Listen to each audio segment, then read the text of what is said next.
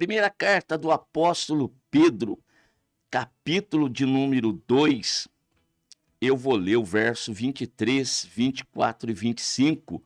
No entanto, a mensagem para hoje está aí nos versos 24 e 25. Leio: o qual, ou seja, Jesus Cristo, quando o injuriavam, não injuriava, e quando padecia, não ameaçava, mas entregava-se àquele que julga justamente, levando ele mesmo em seu corpo os nossos pecados sobre o madeiro, para que, mortos para os pecados, pudéssemos viver para a justiça, e pelas suas feridas fostes sarados.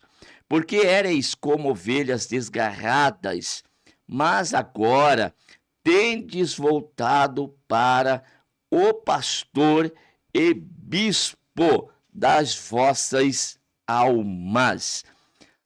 Que mensagem maravilhosa, poderosa, que o apóstolo Pedro deixou registrado para a igreja. Cabe, irmãos, nós relembrarmos aqui que em Mateus capítulo 16, e aí a partir do verso 21, no caso 22 e 23, nós temos Pedro, naquela ocasião, se opondo ao sacrifício de Jesus. Os irmãos lembram muito bem da passagem, senão podem conferir o texto bíblico que lá está. Jesus, quando manifesta ali o desejo de ir para Jerusalém e diz que padeceria ali pelas mãos dos pecadores, Pedro é o primeiro a se opor. Senhor, de maneira alguma isto vai acontecer com o Senhor. E então Jesus, observando, disse: para trás de mim, Satanás, pois não entendes as coisas relacionadas a Deus, mas somente as relacionadas aos homens. Então, Pedro ali era um opositor ao sofrimento, à angústia, às dores de nosso Senhor naquela ocasião. Mas por quê? Porque ele não entendia esse mistério maravilhoso de Deus. Agora, Pedro está escrevendo para a igreja e ele está mostrando, irmãos, que toda a esperança da vida eterna e da nossa salvação reside exatamente no sofrimento e morte do Senhor Jesus Cristo. Olha como mudou a compreensão, olha como que mudou, irmãos, o entendimento. Isto está de acordo com a carta que ele escreve, que mostra para a igreja a necessidade de um crescimento espiritual, de um amadurecimento. Este é o propósito. E aqui, então, nós temos a seguinte passagem, ou palavra, Pedro dizendo que ele mesmo levou em seu corpo os nossos pecados sobre o madeiro, para que, mortos para os pecados, pudéssemos viver para a justiça. Tem um texto, meus irmãos, em Levítico, tá bom? Que capítulo 5, verso 1, que eu vou ler com vocês, que nos mostra também, aqui relacionado, num paralelismo com esta passagem bíblica, a morte, que a natureza substitutiva da morte de Cristo. Pastor, o que o senhor quer dizer com isto? Ora, o lugar de morte, o lugar de sofrimento ali era nosso. Nós estávamos condenados à morte por causa dos nossos pecados. Paulo, escrevendo à igreja, aos Romanos, vai dizer: o salário do pecado é a morte. Mas Jesus tinha pecado? Não, Jesus não tinha pecado. Jesus não é de uma natureza terrena, da genealogia carnal de Adão, como nós somos. Não, Jesus, ele é do alto, Jesus é do céu, Jesus veio do Pai, nasceu da vontade do Pai, esteve na terra, mas não tem a genealogia terrena aqui, tá bom? Não, a sua natureza é divina, portanto, ele não tinha pecado. Mas o que o leva à morte e morte de cruz?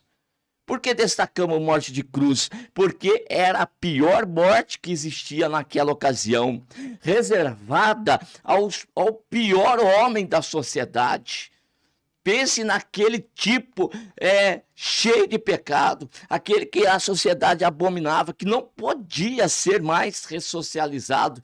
Então ele era condenado à morte. Como lá estava na ocasião Barrabás, um homicida que seria crucificado. E demais outros que estavam depois, quando Jesus é crucificado, um ao seu lado direito e outro ao seu lado esquerdo. Então, Jesus é tido como um pior malfeitor naquela ocasião, mas na realidade, tudo aquilo que recai em Jesus era meu, era teu, era nosso. Foram os nossos pecados que leva o Senhor Jesus Cristo ao madeiro, a ser morto naquele lugar. Por quê? Jesus fez isso para que eu não morresse, para que você não morresse, então Jesus morreu em nosso lugar. Levítico, capítulo de número 5 e o verso de número 1, nós vamos ler o seguinte: quando alguma pessoa, ouvindo a sua voz de blasfêmia, de que for testemunha, seja pelo que viu, ou o que soube, se não o denunciar, então levará a sua iniquidade. Ou seja, soube de alguém em pecado e não denunciou aquele pecado da pessoa, este tal levaria sobre si, então, o pecado, a iniquidade daquele que ele não denunciou. Quando eu olho para esse texto, eu fico boquiaberto, irmãos, porque Jesus, ele não veio para nos condenar. Jesus, ele não veio para apontar os nossos pecados. Jesus, ele não veio para então trazer sobre nós mais um jugo, não. Jesus, ele veio para então nos substituir, como que se dizendo para o Pai: eu vou lá e eu vou morrer no lugar deles. Mas então, com a minha morte, eu quero salvá-los daquela condenação eterna.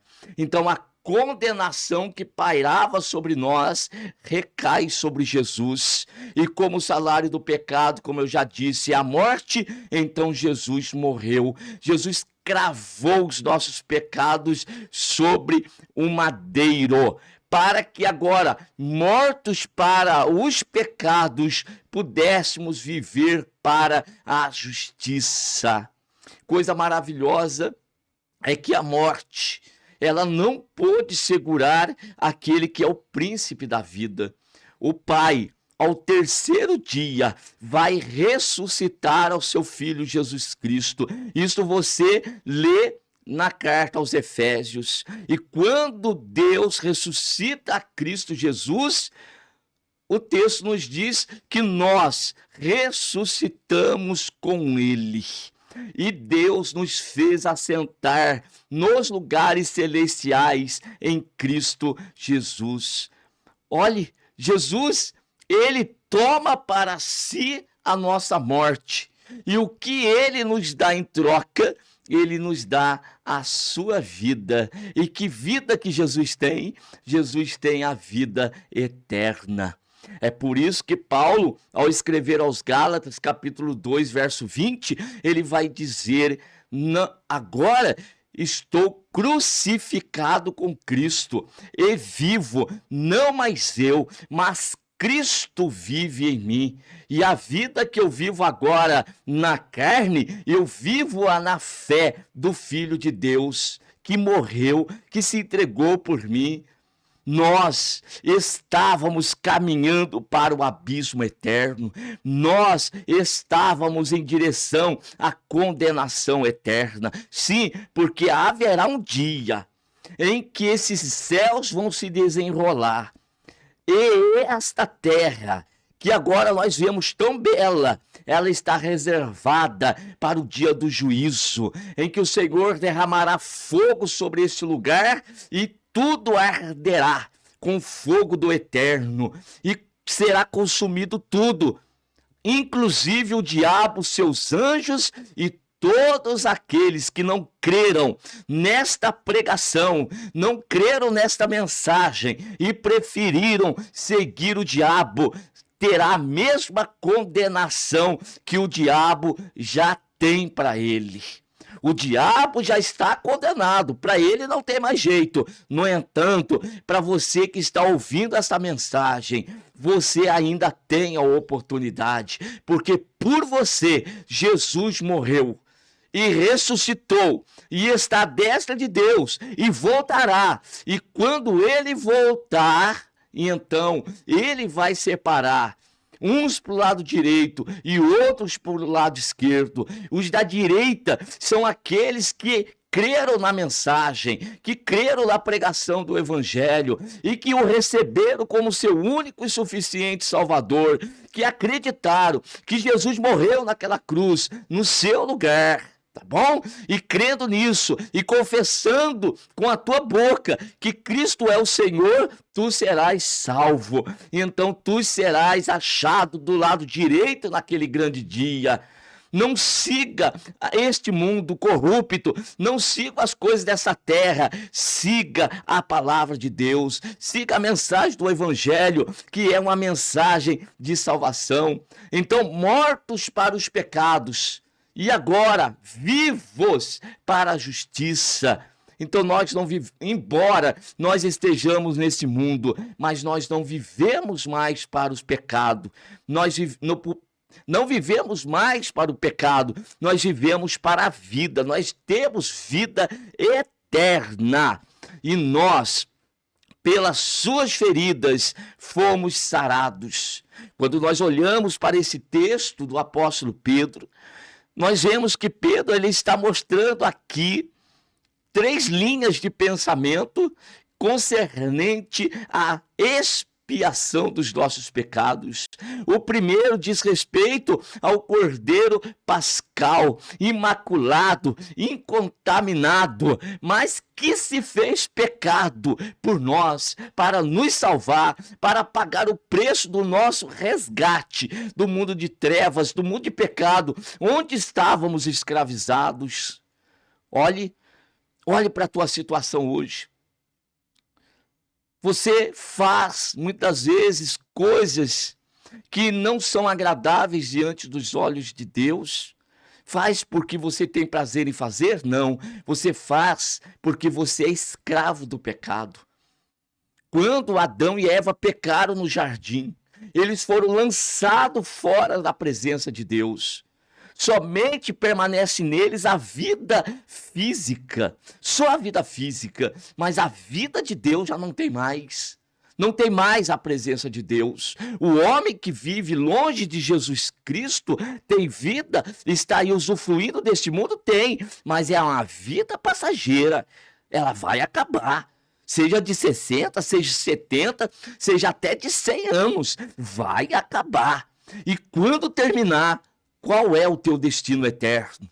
Você tem certeza da vida após morte? Ah, não tem? E se você sabe que existe vida após morte, você tem garantia de que tens o passaporte para entrar na vida eterna? Saiba de uma coisa, João capítulo 14, verso 6. Disse Jesus: eu sou o caminho, eu sou a verdade e eu sou a vida, e ninguém vem ao Pai senão por mim. Aleluia! Naquela ocasião de Adão e Eva foram lançados fora da presença do Pai. E agora Jesus diz: ninguém vem ao Pai senão por mim. Ninguém mais volta para o jardim senão entrar pelo caminho que é Jesus Cristo. Saiba de uma coisa: não existe uma bifurcação, uma opção para você, de uma que vai para a morte e outra que vai para a vida. Não é bifurcação, tão pouco atalho. O que existe é a necessidade de um retorno, de uma conversão. Tem que haver conversão. Não é opção de um caminho ou outro, ou dois caminhos à tua frente. Não existe.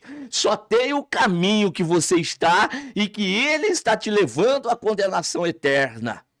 Mas você tem a oportunidade de fazer o retorno e voltar na contramão agora deste mundo e viver na presença. Jesus é o caminho de volta para o jardim. Se você continuar do jeito que está, o fim é o caminho de morte. Provérbios diz que há caminhos que para o homem parecem direitos, mas o seu fim é o caminho, é a morte. Então, preste atenção na mensagem. Jesus, ele foi ferido pelos nossos pecados. Ferido pelos nossos pecados. Então nós vemos aqui a segunda linha de pensamento de Pedro, o servo sofredor de Isaías 53. Nós, pelas suas feridas, nós fomos sarados. Jesus, naquela caminhada, principalmente na última semana ali, caminho para a cruz, caminho de sofrimento, colocaram sobre a sua cabeça uma coroa de espinho e chicotearam-no. E bateram, e levaram uma cruz que não era dele. Aquela cruz era minha, aquela cruz era a tua cruz. Nós deveríamos levar, mas ele levou por nós. Um homem de que os outros olhavam para ele e não via nele beleza alguma. Era um homem de sofrimento, era um homem de trabalho. Ele verdadeiramente tomou o nosso lugar em todos os aspectos, para que depois da sua ressurreição ele nos desse tudo aquilo que é dele. Oh, meu Deus do céu!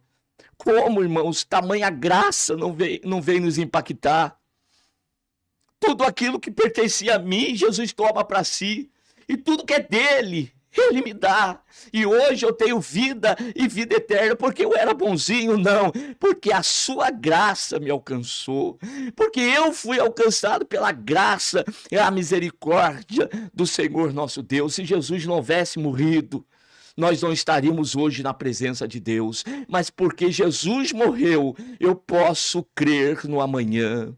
Você pode crer no amanhã, nem tudo está perdido. Então, o servo sofredor tomou o nosso lugar. E a terceira linha de pensamento do apóstolo Pedro é o bode expiatório. Ele levando ele mesmo os nossos pecados sobre o madeiro. Foi embora. Não viva mais debaixo de culpa, não viva mais debaixo de sofrimento, não viva mais escravizado pelo pecado, não dê mais ouvido para o diabo como Eva deu lá no jardim. O dar ouvido para o diabo no jardim fez com que Eva fosse distanciada, tanto Eva quanto Adão fossem distanciados da palavra de Deus. E lá nós morremos. Mas Jesus deixou a sua glória e veio aqui na terra, não para viver como aquele casal viveu, em desobediência à vontade de Deus. Jesus foi fiel até a morte e morte de cruz.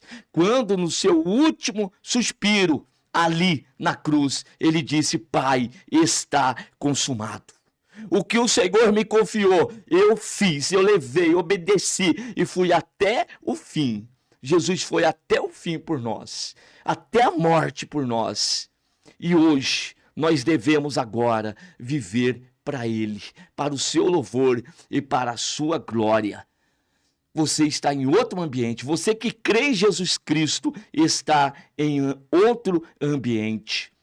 O verso 25 diz que nós éramos como ovelhas desgarradas, mas agora tendes voltado ao pastor e bispo das vossas almas. Voltamos para Deus.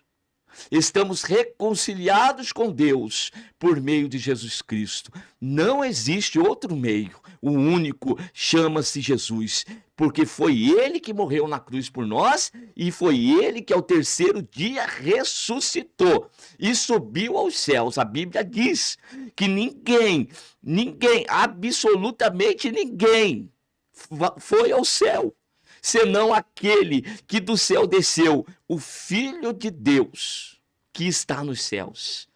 Ele, único, que após a morte ressuscitou, porque ele é a primícia dos que dormem. E os demais, todos, vão ressuscitar no grande dia, no último dia, quando a última trombeta soar. Então os mortos ouvirão e ressuscitarão primeiro, e os que estiverem vivos terão seus corpos transformados num abrir e fechar de olhos. E daí juntos subiremos para nos encontrar com Jesus nas nuvens dos céus. Esta mensagem é verdadeira, é real, creia. Jesus voltará para muitos, para juízo e perdição eterna, mas para outros que creram na pregação desse evangelho, para salvação e a garantia da vida eterna. Subiremos e estaremos para todo sempre com ele nos céus de glória. Aí sim é que vai começar a verdadeira vida. Esta é passageira, esta é para te dar a oportunidade de crer nessa pregação e receber Cristo na tua vida como teu Salvador, e daí então adquirires o direito de entrares pela porta que é Jesus e começar a andar de acordo com a sua vontade e assim caminhando para os céus de glória. Que Deus abençoe cada vez mais cada um de vocês.